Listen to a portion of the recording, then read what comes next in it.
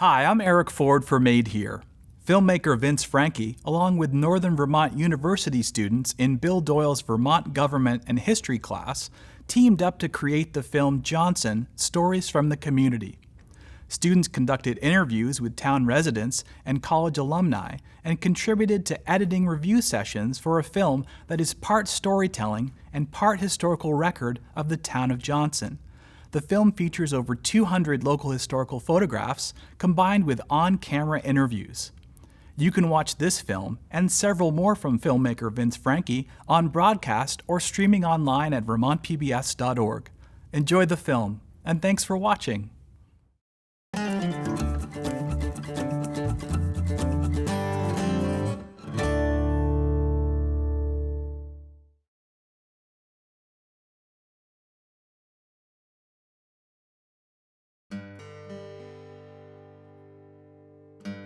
Johnson was a destination. People that lived in the outlying area would come in Friday afternoon to go shopping. We became a very accepting community. I think that's one of the things about Johnson. It's a very accepting place. We're not judgmental. There's a lot of great things about this town. Johnson's always been my home, and I guess I don't ever foresee being anywhere else. It's a special place, without a doubt. I have to say that through the years and now too, lots of wonderful people that I've met here and have done things with and have just enjoyed.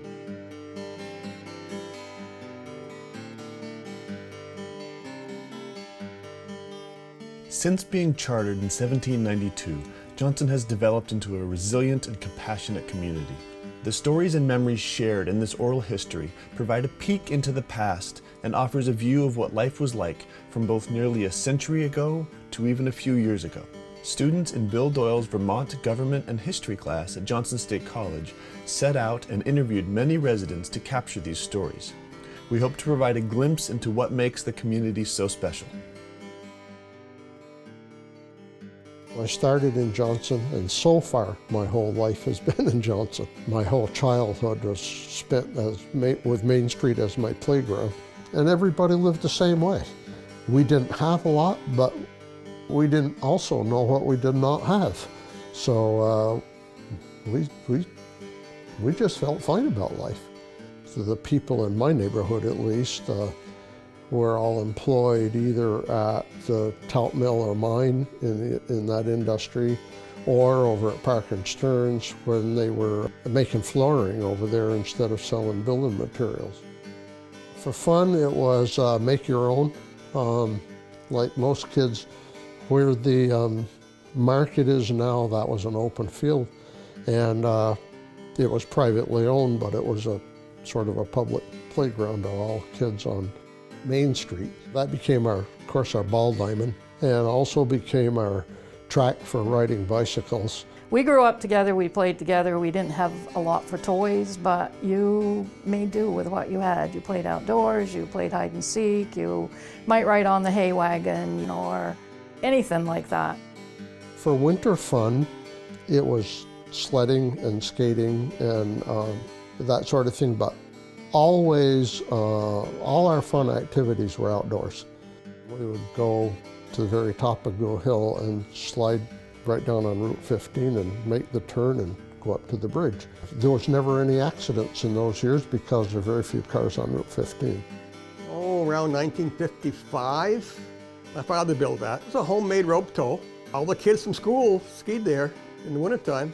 A little electric motor and a rear end of a Model A for a drive mechanism, and we'd get pulled up the hill behind the house. It was a pretty steep grade. There always was a group of people that were interested in making things happen in this town. Over the years, Hubert Beard, who had the hardware store that was famous, it was renowned in northern Vermont because if he didn't have it, nobody had it. And he ran movies for kids and had a bowling alley going on down where the art school is.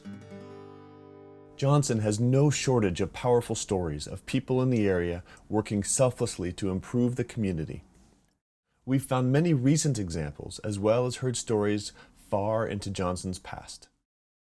The history of the town and some of the things that I think have made the town strong, unfortunately, have been some of the tragedies that have struck the town. Probably the most noted one, of course, is the 1927 flood. And like most disasters of that type, especially in Vermont, seemed to bring people of the area together. And certainly the 1927 flood did that. Lives were lost, property was lost, public properties like highways and bridges and power stations and all that stuff were destroyed in the 27 flood and all had to be rebuilt. And it was from people of neighboring towns, as well as the residents recovering from the initial disaster, that really made the town really strong. The strength that was created was lived on and drawn from for a number of years after the flood. Those sorts of things, I think, made the community every time stronger than it had been prior to the event. The response to the 27 flood defines many communities in Vermont. The Johnson community has roots that go back much further than 1927.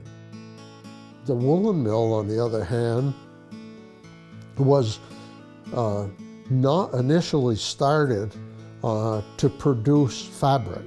When the woolen mill started, it was started to mostly to produce yarn because for a lot of the sheep that were around, there was a large population of sheep in the area, and the wool needed to be, the sheep wool needed to be cleaned, carded, and turned into a yarn that could be used, and that's really what generated the start of the woolen mill. In my young years and way into the 50s, they were weaving and making their own fabric in the plant in back of the sewing part of the Johnson Woolen Mill factory, and were known all over, of course, for the pants that they made. If you talk to a lot of the women that ended up working there, they didn't work at the woolen mill, they worked at the pants factory. Yeah, this was basically a farming society, and we had our mills, the sawmills, lumber mills, telt mill, asbestos mill. There were a number of mills, on the Guyhon River. Butter tubs, for example. There was a rake shop up in East Johnson on the river using the water power of the Guyhon that produced as many as 50,000 rakes a year, all made by hand, and shipped all over the country. That's when haying, a lot of it was done by hand. To me, it's interesting to note that most of those small mills were on the Guyhon River. The water of the Guyhon River was easier to control than the water of the Lamoille River. And so the Guyhon River became really important to the industrial growth of water-powered mills in Johnson. Parker and Stern's sawmill over here, in the early teens through 1950s, was a hardwood flooring mill. And they shipped hardwood flooring all over the world. The railroad is what kept this town going, I think, back in the 20s and 30s. Everything was shipped by railroad. Our mail all came by rail at the time. It was picked up about 3 times a day. But Telt Mill was a real economic driver of Johnson for a number of years. My father, he went there to work for 2 weeks, temporary help they needed, and he retired 45 years later at the end of those 2 weeks. But that was common. And all of my friends' parents, most of them worked at the Telt Mill. The talc mill at that time, between the mill and the mine, were probably employing 75 to 90 people. And working, well, long before my father retired, they were working 3 shifts. They were working 24 hours a day, at least 5 to 6 days a week. And in addition to that, the talc mill was producing enough material that was very supportive of the railroad. So the railroad was very active thanks to both the asbestos mine and the asbestos shipping and the talc mill. And then, of course, you know, as those industries started to close up along the rail line, so did the rail. I've seen Johnson go through many phases of change. The community has struggled at times, and it's also been a very prosperous place to do business from time to time, and the whole character of the town changed from agriculture to an industrial town to what's now I call education and arts. When considering the influences of community and industry on the village of Johnson, one can't separate how intertwined and influential the educational institutions have been. In 1928, the normal school opened, focusing on teacher training programs, and quickly modernized, becoming known as the Johnson's Teacher College in 1947. The college has made Johnson what it is today. Yeah, there's something to say for a small town that has a college with a relationship. And the college has tried to promote that. But the relationship, you know, since I've been here has been a good one. I came to Johnson in 1952 to be a student at the college. So I grew up in Waterville, actually. And that was really quite different than it is today. You know, the McClellan building is where the college was. All of our classes were in there. And the president's office and the dean's offices were there. And when we had meals, we had to go down the hill and over to Main Street here to Chesamore Hall. It's not Chesamore Hall now, but it's always Chesamore Hall to me. And one of the unique things about Chesamore Hall, eating there, and at each table, they were small tables, and at each table there was a host and a hostess. One of the house mothers, each semester, posted this lovely big poster that told where people were to sit and who was host and who was hostess at each table. A little different than what happens in the dining hall now, right? We could go down street at night, but then we had to be back in the dorm. Everybody had to be in, certainly by 10 o'clock. I think you could go down for a period of time there, but you also were supposed to be studying, so. I met the dean from Johnson State College. I was impressed with the dean. Asked me to come, and I accepted. I came in 1958, and there were 13 faculty members. So we did a lot of things together. You couldn't have a party unless you invited everyone.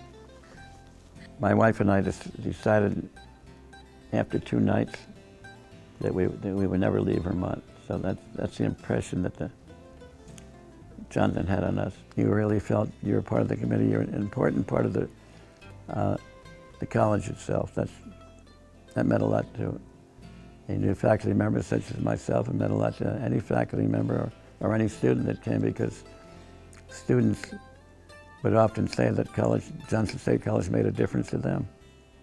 I was a senior in high school, maybe a junior in high school, like 1954, when the college started to go up on the hill, with Martinetti Hall being the first building that they constructed up there on the Despo farm property. That was at that time abandoned, and they purchased it and started moving everything up on the hill. A lot of veterans started taking advantage of the GI Bill to go on to get further education. A number of them came to Johnson, which was then Johnson Teachers College by that time. And And then a lot of those veterans started getting downtown housing. And that's really the first time that students started living off campus. I've lived in Johnson since 1966. When I first came here at the first election that I went to register and sign in to get a ballot, they automatically gave me a Republican ballot. Well, I drew back and I still remember the man laughing, and I said, "I'm sorry, mister, I need another ballot." And he said, "What?" You know. There were 2 years of my life here. I had the early part where I had my husband and the children, and we had a wonderful, wonderful, very, very full life then. I think the late 60s and the 70s were really, it was when the college was growing and exciting because of the growth and so forth. Yeah. I think some of the things that happened during those periods, well, the growth of buildings and so forth, that type of thing, but students as well. I lived in what was called the domes, and that's what it literally was a Quonset hut. And you know, it looked like an igloo. But they were building governors and senators at that time. And like I said, I worked at the diner, washing dishes, and the carpenters and the others that were working there, the concrete guys would come down, and they would be lined up behind the counter stools, 4 and 5 deep, waiting to eat. And as soon as somebody got done eating, they were gone, the next one sat down. And so there was a big push to get the colleges done, and there were a lot of people here at that time. And one of the things that stands out to me is a lot of my friends that I still have today came to Johnson to school, and like me, when we graduated, we stayed here and raised our families here. We got jobs. We belonged to different organizations like the Historical Society and a couple of different boards at the college. Involved in the food shelf. I see friends all over town that are involved in things. This sense of community has surfaced through many stories of living in Johnson. Perhaps the atmosphere of an entire community can be seen through just one story. My husband passed away in 83 rather. He had brain cancer, and the whole town came together for that. He was ill in this living room for 9 months. I never had to cook supper. Supper always showed. The church ladies from all the churches did it. The ministers from all the churches came. We were burning wood then. I had several wood stoves. I had an old cook stove in the kitchen. I had a wood stove here. And we were burning wood, and we were running low. And I just happened to mention to a neighbor, well, I gotta look around. Do you know who's selling wood? I gotta get some wood. Well, the next thing I know, one of the students that I had in school pulled up and dropped wood off on my porch. I didn't think too much about that. Well, when the time came, there was a day. Henry Manchester from Manchester Lumber gave all his equipment and his drivers. Howard Minash from the talc mill cleared land up there and had loggers come in. A lot of loggers in northern Vermont, probably gotten by the Manchester family, volunteered. Everybody in town showed up. There were pickup trucks that went a quarter of a mile down the road to the main street. Almost a quarter of a mile, I would say. My yard was full of them. 88 people showed. And when the end of the day happened, there were 28 cords of wood that were taped in my backyard. The church ladies made sandwiches. This is what I'm telling you about Johnson. It has a heart. Over the years, there has been a unique relationship between the college and the community, with many people moving to Johnson for an education and then staying and giving back to this community. I came to Johnson as a junior for my last 2 years in 1973. Well, Johnson for me, I always hearken back to my college there, and the friends that I made are lifelong friends. I still see them all the time. And that's the moment that I cherish the most, those people that I met, the teachers that I had there. My connection to the town and to Johnson State is I was a student here, actually, 1978 to 80. Came here as a very young 17-year-old, and my desire initially was to make the field hockey team. And came here my first year and made the field hockey team, and we ended up 7th in the nation in Division III field hockey. I was a business management major. Came back from the Peace Corps and looked for a job. Opened up the Burlington Free Press and I saw an ad for the coordinator of community services at Johnson State. This was in 1990. So I applied for that position, got the position, thought I'd stay here for a year or two, and now it's been 26 years at Johnson State College. And have had the honor of working with hundreds and thousands of students who want to make the world a better place. It's just been a pure joy. So that's why I've been here for 26 years. The importance of the college and community, it's, I think, it's a relationship that really produces a lot of synergy. Students really strongly connect with Laraway Youth and Family Services, with the Johnson Food Shelf, the Lomoil Family Center, the Union Bank, the Chamber of Commerce, the local ski resorts. I think the college is very connected in the town of Johnson, into Lamoille County, the state of Vermont, and beyond. It's very much a regional relationship. For example, the SERVE program connects and helps support, and the organizations help support students to learn vis-a-vis the doing, the experiential learning. The SERVE program has done things like, well, Thanksgiving baskets for community, and one of the recent things I heard, they helped plant some trees or take care of some trees with the conservation committee, help seniors at different times. I think that has provided some connections too for people. And again, it's getting to know each other that makes it important. I think the first time that I came to visit the campus, I was shocked at how pleasant and how peaceful things were and how polite individuals were when I was here. So it was a great time. It was a great time when I was here as a student athlete. I think the best part was the ability to do more than just be a basketball player. So I was involved in SAC, which is Student Athletic Advisory Committee. I was the president of SAC, and during that time we had a couple of events that we hosted. We actually connected with Norwich University in doing something called a drop and swap that still takes place here at Johnson, where we would actually have individuals bring clothes to Johnson.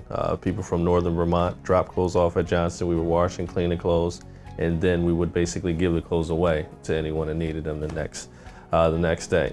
So I think my senior year was the first year that we had it at Johnson State, and it was a big event, and it still lasts to this day. So, I think that was one of the most exciting things. I found a higher level of passion for the game of basketball, and all the lessons that I try to teach from basketball came from basically my degree here in anthropology and sociology. So, for me, why not be at Johnson? Why not be at a place where I can bring individuals from urban, suburban, and rural areas together for a common goal? We knew no one and landed in this very different place from Chicago and Detroit, places that I had known growing up. But what I discovered very quickly was community. That people were talking a lot about what was sort of going on in the area, and not just talking about it, but talking about how to get involved and connected.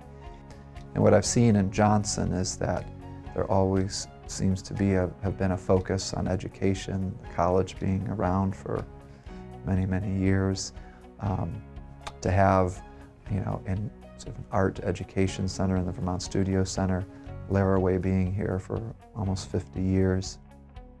We have sort of the long-time residents and the people who can tell you how many generations they go back, living in Johnson, but it's also a community that really appreciates and values people who are just passing through and stopping by for a visit.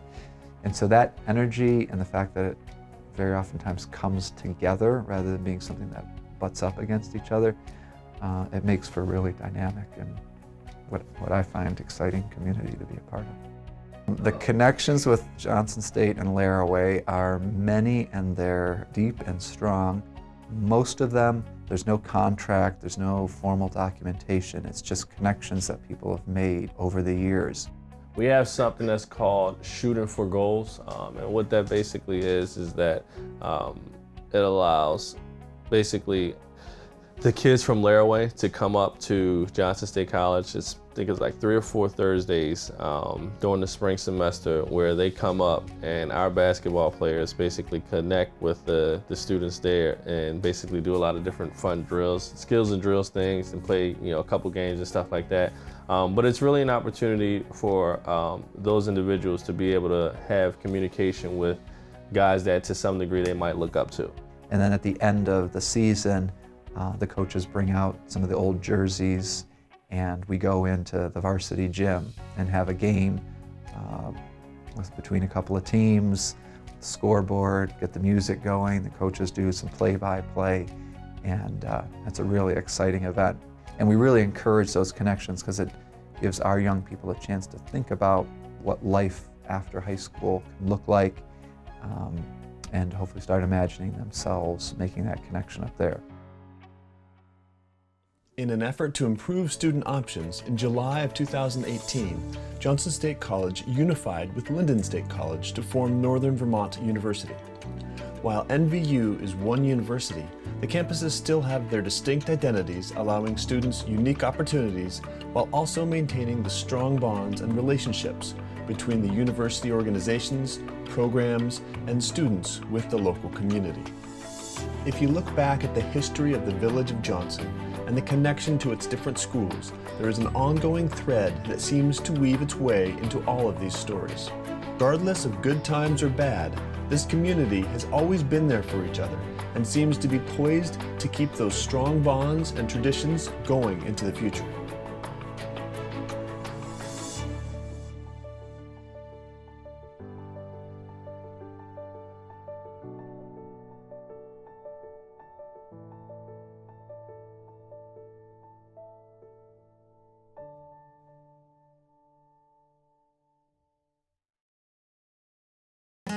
Vermont PBS, partnering with local filmmakers to bring you stories made here. For more, visit vermontpbs.org.